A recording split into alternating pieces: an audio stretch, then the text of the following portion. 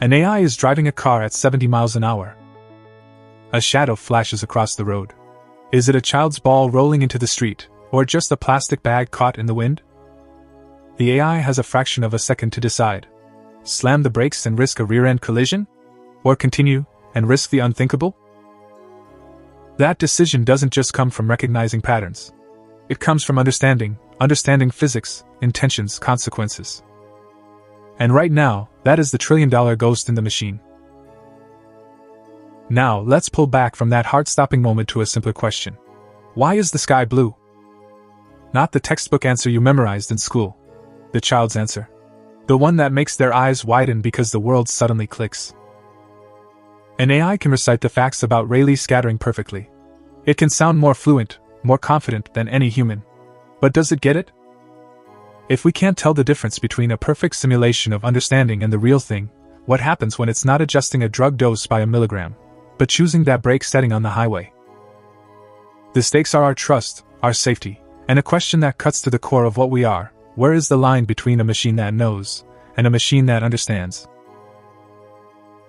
Welcome to the Science Audit. Today, we're putting AI's mind on trial. And we have a thesis, a single, powerful lens to audit these new intelligences.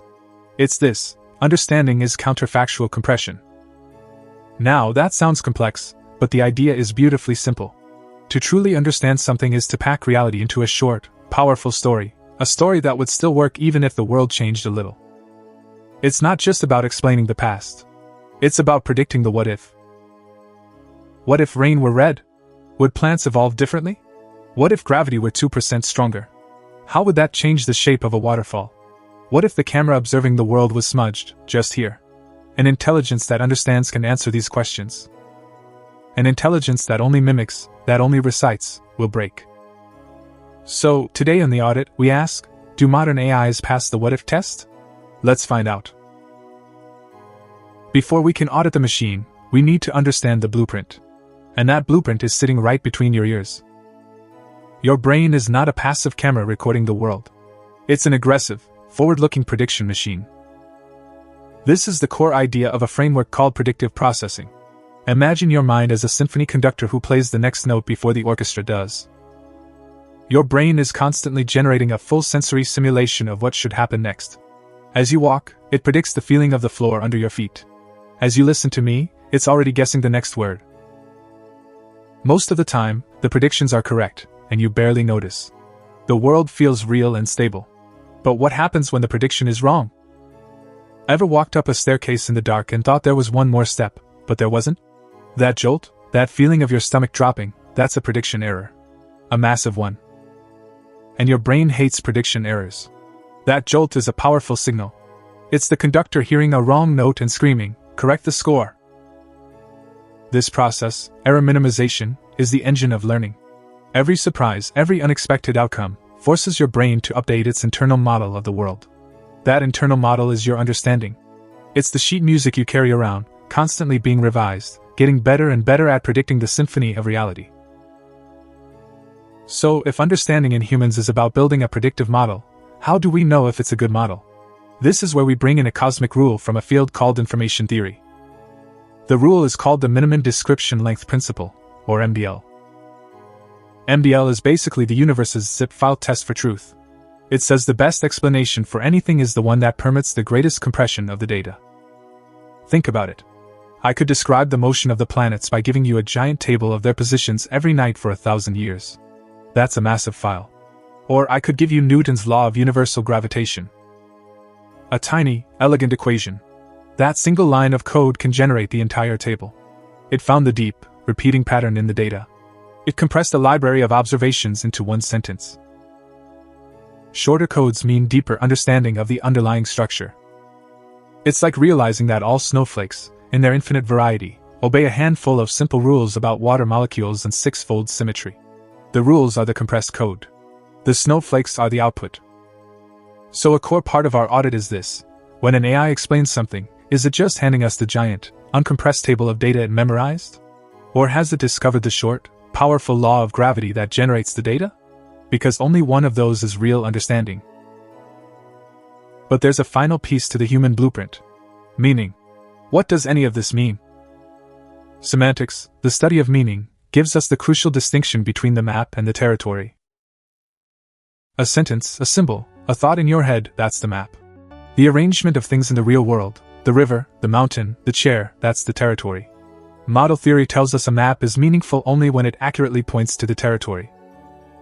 This leads to a famous philosophical problem called the symbol grounding problem. Imagine you're given a Chinese dictionary to learn Chinese. The problem is, every definition is also in Chinese. You could get incredibly good at manipulating the symbols, finding a definition for one word, then looking up the definitions for the words in that definition, and so on. But you would never know what any of it means. The symbols are not grounded. It's a ladder that never touches the ground. For understanding to exist, at least one boot has to be in the mud of the real world. Your internal model has to connect to reality. For humans, this happens through our senses. The word apple is grounded by the sight of red, the feeling of smooth skin, the taste of sweetness, the crunch. The map connects to the territory. So for our AI audit, the question becomes, is the AI just manipulating symbols in a Chinese dictionary? Or have its boots touched the mud? So, what about the AIs we have right now tonight? We have large language models that predict the next word with an almost supernatural skill. We have multimodal systems that weave text, images, and audio together. We have robots that bolt these AI brains onto physical bodies with sensors and motors. And we see glimmers of something incredible. We see what researchers call emergent features, AIs using tools they were never explicitly taught to use, forming sketchy but effective analogies, and sometimes, just sometimes, taking a skill learned in one area and applying it to a completely different one. But the leaps are fragile. They are uneven. They break under pressure.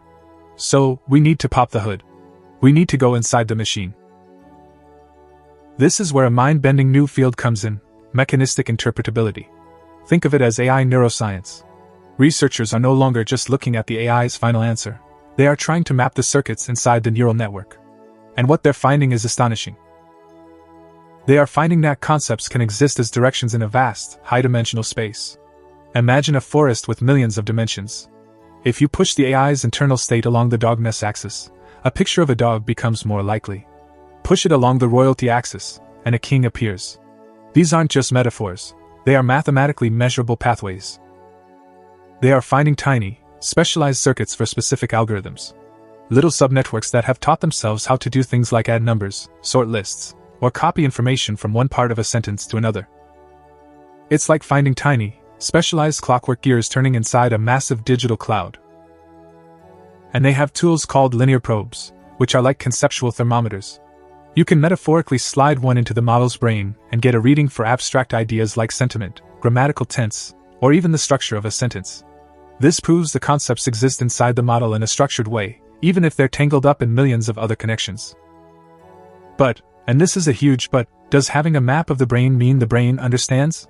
Or have we just found the intricate clockwork of a perfect mimic? This brings us to the classic philosophical counterargument, the Chinese room.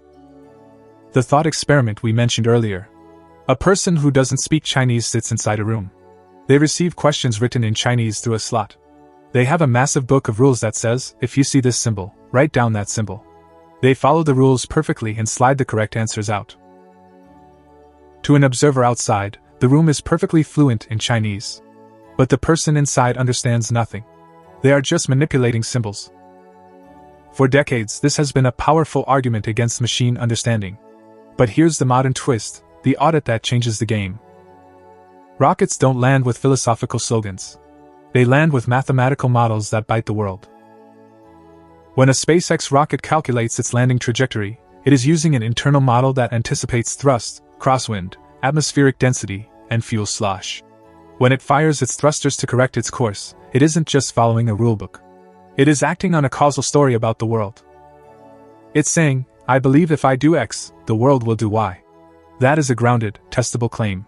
That is where the symbol meets the mud. And that is the heart of our audit.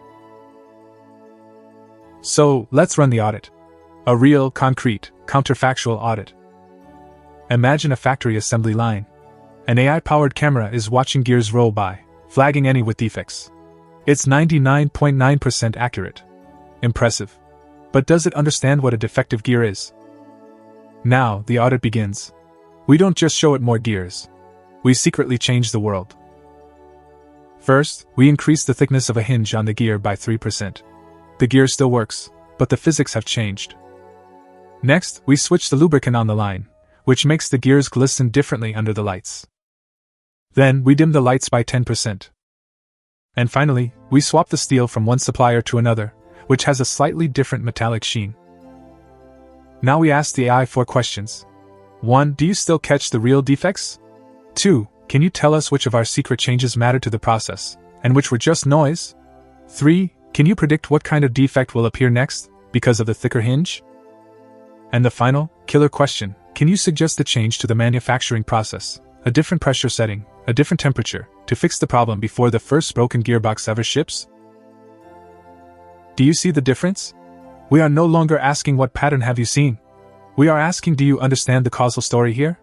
This is the spirit behind a critical area of AI safety research called ELK, eliciting latent knowledge. The core challenge of ELK is asking, is there a true, hidden world model inside the AI, and can we get it to tell us the truth in time to matter? This is also where we encounter the biggest failure mode of modern AI, the out-of-distribution generalization problem. Out of distribution just means a curveball. The world changes the rules just a little bit. A new camera angle it's never seen before. A new piece of slang spreading on the internet. A global pandemic that completely changes supply chains. A novel protein that folds in a new way. When a model faces a curveball, does it adapt gracefully, because it understands the underlying principles? Or does it hallucinate, a confident, fluent, and utterly wrong guess, wrapped around a void of true understanding? Robust understanding shows up as invariance. It's the ability to recognize the melody, even when the key changes. Most AIs today are brilliant performers, as long as the sheet music never, ever changes. But the real world is a jazz improvisation. And we need to build AIs that can keep up. So how do we do it? How do we build AIs that are grounded, that pass the counterfactual audit? Researchers are pursuing 3 main paths. First, sensors. Let the model touch the world. Give it cameras, microphones, force sensors, proprioception. Let its symbols pick up the friction and weight of reality. Second, simulators. Create sandbox digital universes where the AI can try out millions of counterfactuals at the speed of thought. What if I drop this? What if I build the bridge this way? Let it learn cause and effect by running endless experiments. And third, closed-loop control. Build architectures that don't just predict the world, they intervene in it. They take an action, observe the aftermath, and then update their own model based on the result. This stitches the logic of cause and effect directly into the learning loop itself. But even as we push forward, we run into fascinating, and frankly, dangerous paradoxes. There's fluent nonsense, the AI that writes a beautiful, persuasive essay that sounds brilliant, and says absolutely nothing of substance. It has mastered the style of understanding, without the content. There's sycophancy, the model that tells you what it thinks you want to hear. Why? Because getting positive feedback from a human is an easy shortcut to a high reward score. It learns that agreement is more valuable than truth. And most insidiously, there's shortcut learning. This is the infamous story of the AI that was trained to identify cows. It got incredibly good at it. But then, researchers discovered it wasn't looking at the cows at all. It had learned that pictures with cows in them almost always had green pasture in the background. It was a pasture detector, not a cow detector. The shortcut worked until you showed it a picture of a cow on a beach. Then, it failed completely. It had no concept, no genuine invariance of cowness. It couldn't understand a cow in a snowstorm, at night, upside down, or from just a single horn peeking through a fog. It only knew the shortcut. So, after this entire audit, where do we land? Here is our pragmatic, actionable definition, a definition to guide both engineers and lawmakers. We should grant a model partial understanding if, and only if, it can consistently support 3 things across different contexts: prediction, explanation, and control. It's not a simple yes or no. It's not a binary switch. It's a staircase. At the bottom are local skills, narrow tricks that work today, like the pasture detector.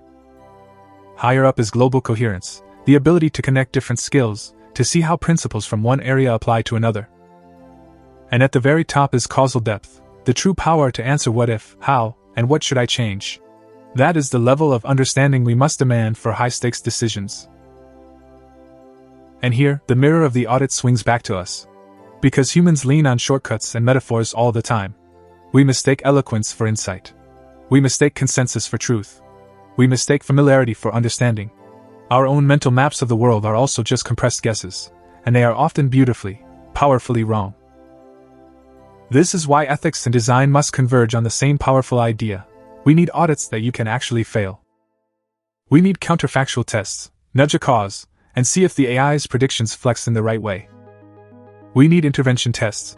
Let the model actually act in a controlled environment, and score the real-world outcomes, not just the pretty stories it tells.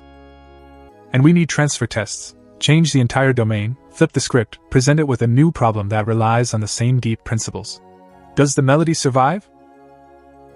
This is how AI safety becomes a measurable science. This is how trust stops being a hope and starts being earned. So, to answer the question we started with, does AI understand anything? The most advanced systems are now beginning to compress pockets of causal structure well enough to predict, explain, and control things within their narrow lanes. They are showing glimmers of counterfactual compression. But glimmers are not guarantees. And fluency is not a passport to the real world. Our synthesis of the entire audit is this: understanding is the ability to write a shorter, truer story about the world, a story that still holds when the world is perturbed. Our brains pursue this through prediction, error correction, compression, and grounding. AIs only begin to approach it when they move beyond reciting patterns and start building intervention-ready models that can survive a rigorous, relentless counterfactual audit. Here's a final thought to take with you. The next time you explain anything, why the sky is blue, how an engine works, why a stock price fell, to a friend, a child, or just to yourself, try this. After you explain it, make 3 bets. Bet what would change if you altered a key part of the system. If your explanation gives you the confidence to place those bets and win, you've done more than just copy words. You've compressed causes. You understand. What's one thing you've seen an AI do that felt like real understanding, not just mimicry? Drop it in the comments below, let's discuss.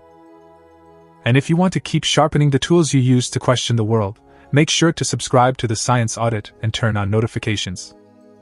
Now, our audit of AI understanding is complete. But the audit of reality is just beginning. Click the video on your screen to continue the investigation.